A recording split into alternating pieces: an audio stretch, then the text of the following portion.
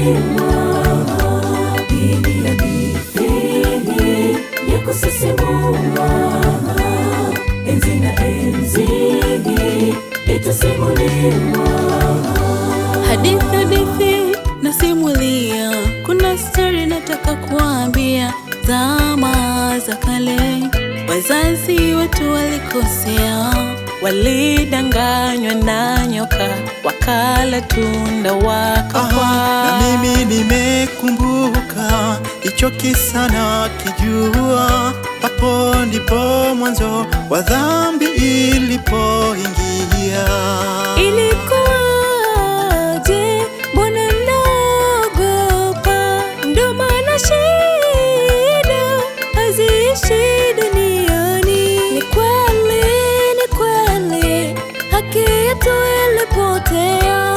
Ndipo Mungu wetu akafanya mpango wa kukomboa dunia iliyopotea. Sasa tunayo. Alizaliwa kwenye holi familia masikini. Kuzaliwa kwake ukombozi. Amezaliwa Yesu, mkombozi wetu, mtetezi. Mtoto wa kiume Mungu pamoja nasi.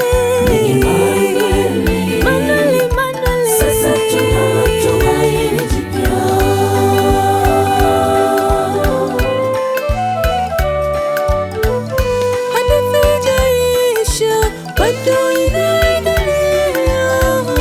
Hata sisi tupo kwenye hiyo hadithi isimuliwayo. Kuzaliwa kwa Mwokozi umeleta tumaini, na bado ataombea kwa Baba juu mbinguni. Na mwisho kutuchukua twende sote juu mbinguni.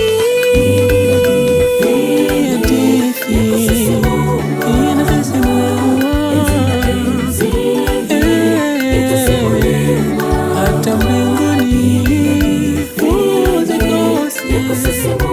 kusimuliwa. Hadithi tamu na aliyezaliwa.